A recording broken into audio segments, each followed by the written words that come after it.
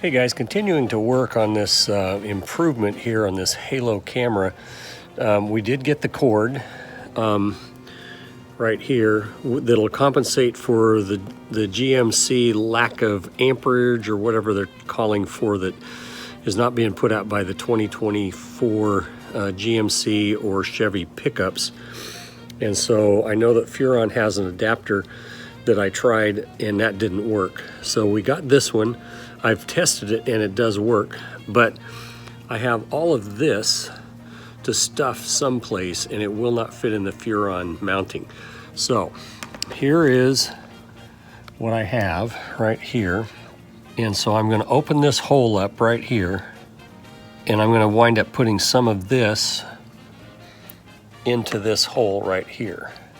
And the gasket here will seal up whatever the hole I'm going to do. So I'm going to cut a bigger hole in here in order to put some of this in the wall. That way, you know, here's plugs in the wall. I don't want to lose them.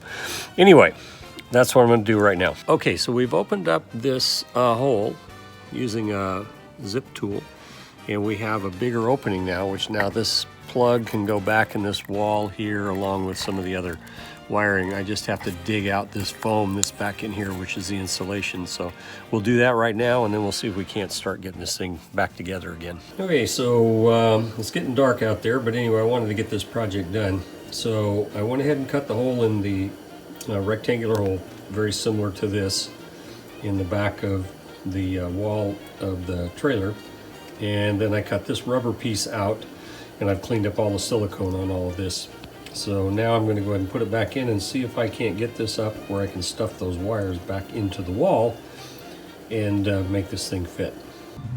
So as you can see, I got all those wires stuffed into that section of the wall there where I've dug out some of the insulation, widened it out. Now I'm going to put the Furon mount and gasket on, and then we can plug the camera in and mount it on the Furon. Then we'll seal everything up with silicone.